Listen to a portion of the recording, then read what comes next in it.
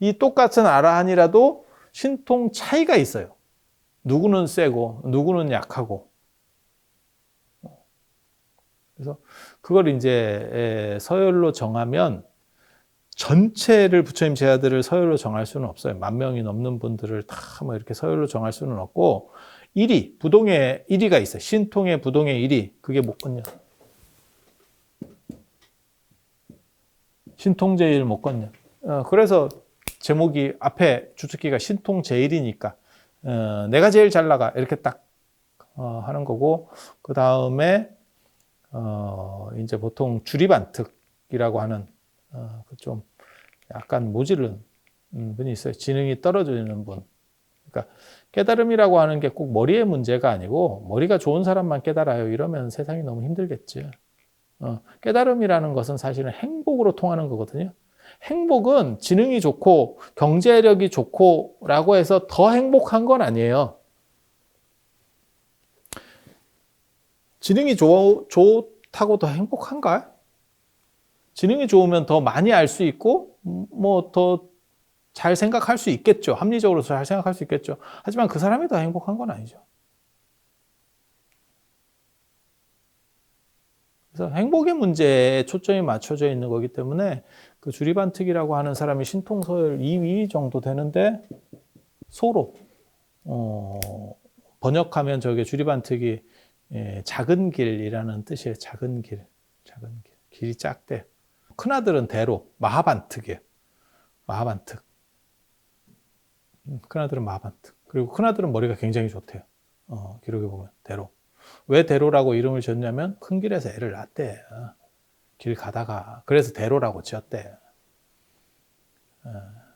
그리고 그게 길에서 애를 낳는 게 굉장히 힘든 일이에요. 그냥 상상만 해도 이게 정상적이지 않고 힘든 일이거든요. 또 두 번째는 좁은 길에서 낳았다는 거예요. 작은 길에서. 큰 애는 고속도로에서 나고 작은 애는 국도에서 나고 뭐 이랬다는 거거든요, 지금. 그래서 대로, 소로. 근데 작은 애 날 때는 뭔가 문제가 벌어지고 뭐 난산이 되고 뭐 어떻게 됐는가 봐요. 그래갖고 애가 낳는 과정에서 충격을 받아가지고 애가 이렇게 많이 떨어지는 형하고 둘이서 출가했는데 그 유명한 얘기예요. 형하고 둘이서 출가했는데 형이 집에 가라 했다고. 쪽팔리니까 집에 가라. 너 때문에 쪽팔려서 안 되겠다.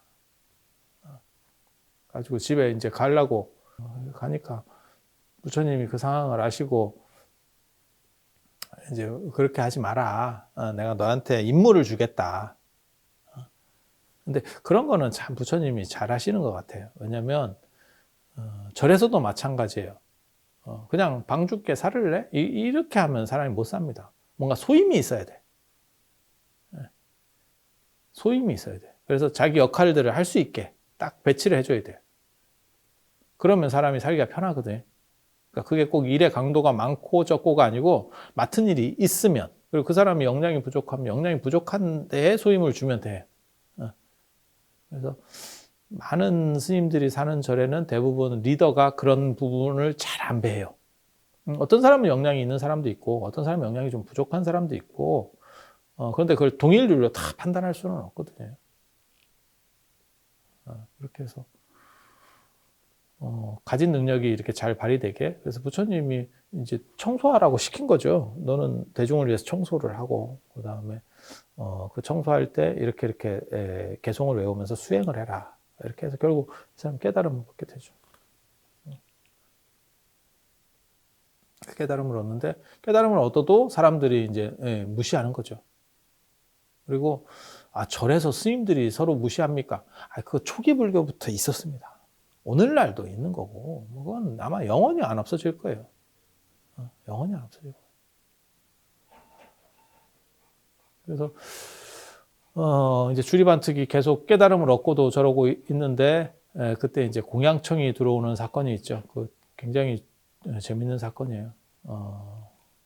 왕이 그 당시에 왕이 부처님 승단에 공양청을 했는데 현전승가라고 그 앞에 있는 딱 눈앞에 보이는 스님들한테 공양청을 했는데 공양청을 할 때 선택도 할 수 있어요.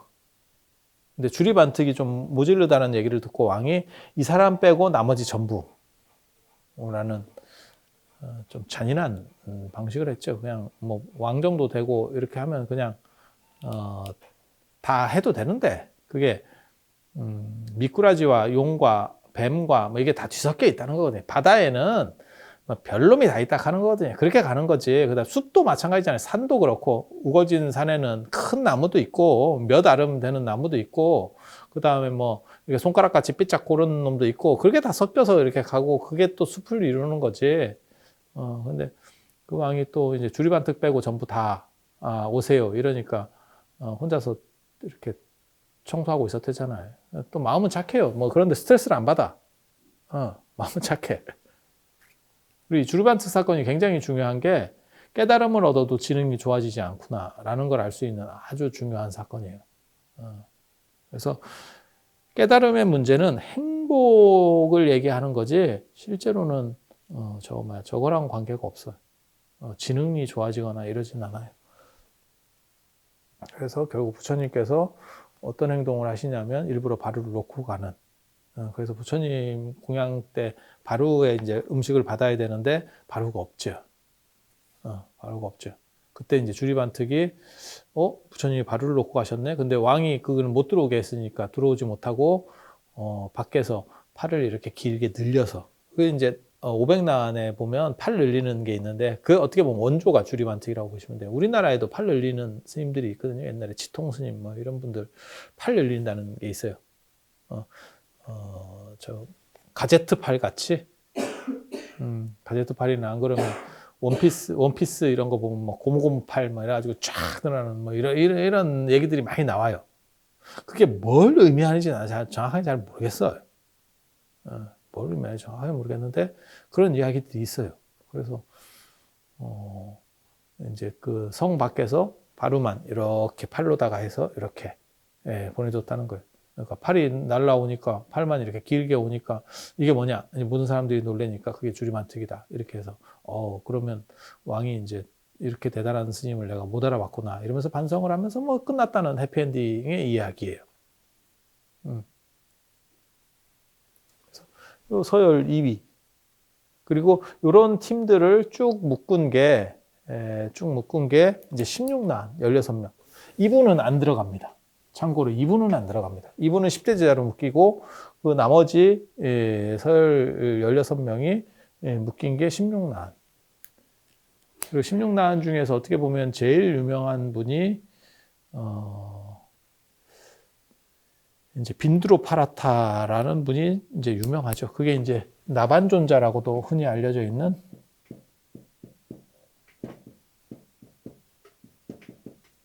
빈드로존자 아주 뭐 유명한 분입니다. 보통 이제 이 동아시아에서는 나반존자라고도 하는데 제가 보기엔 나반존자하고 빈드로존자는 다를 겁니다. 원래는 다른 대상일 겁니다. 나반존자는 제가 보기엔 도교의 신선 영향이 있는 것 같고 빈드로존자 뭐 유명한 분이에요. 저분도 대지도론이나 이런 데 보면 뭐라고 나오면 워낙 귀족 출신이어서 저 양반이 사람이 기고만장하대. 세세생생 귀족이었대. 그래서 이게 사람들을 알로 보고 사는 사람이라는 거예요. 다 버릇이 된 사람이라는 거예요. 유명한 예가 있어요. 이 양반이 사는 절 앞에 큰 이렇게 호수가 있었다는 거예요. 연못 같은 게. 그러면 이 양반이 탁발 나가는데 그걸 호수를 돌아가는 게 아니고 연못을 돌아가는 게 아니고 신통이 있으니까 뭐라고 얘기한다 그러냐면 길을 열어라 딱 이러면 호수의 신이 물길을 가른대. 못에 홍해 가르듯이 이렇게 가른대. 그러면 거기를 이 양반이 쭉 가면 이거 덮는데 다시. 그리고 탁발 끝나고 올 때 뭐 이리 오너라랑 똑같아. 예전에 양반들 이리 오너 길을 열어라 이러면 길을 또 연대. 그걸 매일같이 하니까 그 신이 부처님한테 민원을 넣어요. 내가 그래도 신인데 내가 진짜 짜증이 나서 못하겠다. 근데 내가 어떻게 좀 해볼래도 저 양반이 세기 때문에 내가 참아 못하겠다. 근데 세상에 무슨 알아하니 사람을 이렇게 사람이 아니 신을 이렇게 개무시하면서 하느냐. 이거 좀 고쳐야 되는 거 아니냐 이랬더니 부처님께서 그때 하시는 말씀이 저 빈두로는 새생생 귀족으로 태어나서 사람을 부리기만 해서 습으로 남아서 깨달음을 얻었어도 그 습이 그대로 유지된다. 이게 굉장히 재밌는 얘기예요. 왜냐하면 깨달음을 얻었다고 성격이 좋아지는 것도 아니구나 라는 걸 알 수 있는, 깨달음을 얻었다고 머리가 좋아지는 것도 아니구나, 성격이 좋아지는 것도 아니구나. 외모는 바뀔 것 같아요? 깨달음을 얻으면? 외모도 안 바뀌겠죠. 아란이 되면 정우성이 되고 이러면 되게 재밌을 건데, 그죠? 아란이 되는 순간 정우성. 이렇게 되면 굉장히 재밌을 건데 현실은 그렇지 않죠. 현실은 그렇지 않죠. 그럼 뭐가 바뀌어? 아무것도 바뀌는 게 없어요. 아란이 된다 그래서 아무것도 바뀌는 게 없어. 그냥 자기가 행복할 뿐이에요. 이게 나중에 대승불교에서 논점이 나오는 거거든요. 지가 행복한 거 가지고 그게 도움이 되냐? 저도 늘상 그런 얘기를 하거든요.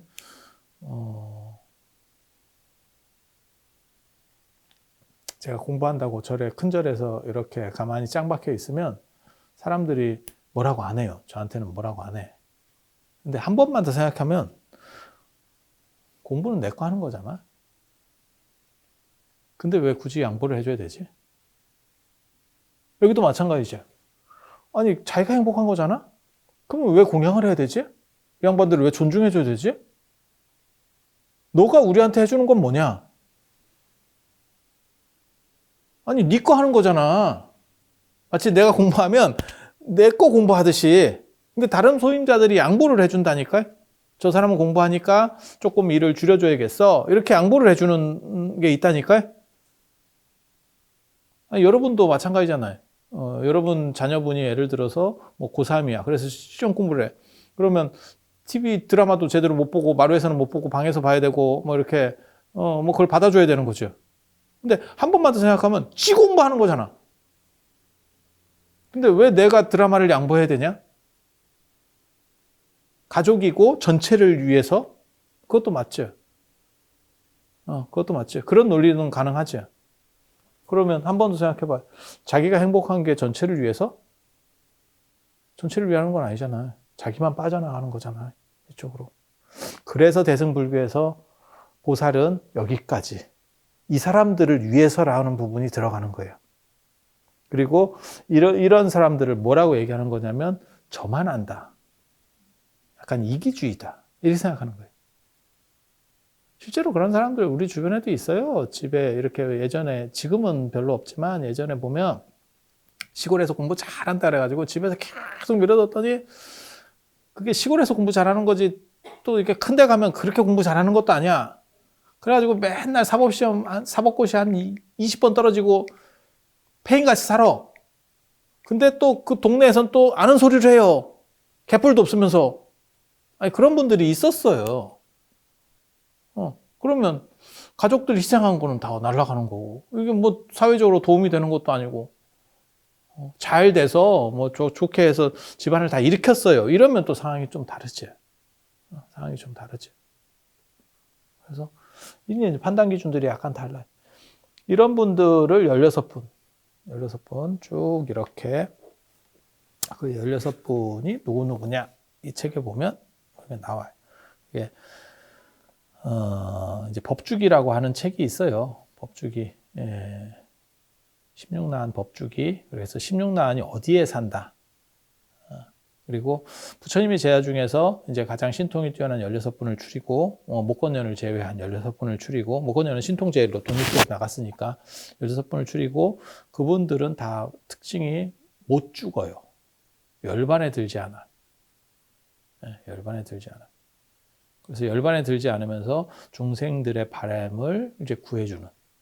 왜 열반에 들지 않는지, 그리고 이분들이 어떻게 가피를 주는지에 대해서는 다음 시간에 또 얘기를 해드릴 겁니다.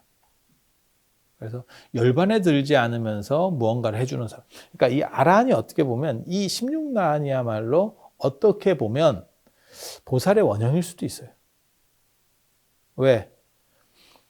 보통 아라한들은 열반에 들어서 끝낸다는, 이쪽을 끝내고 이쪽으로 완전히 넘어간다는 개념인데, 이들은 열반에 들지 않고 중생들이 원하면 무언가를 해주도록 돼 있어. 계약이 체결돼 있어요. 계약이 체결돼 있어요.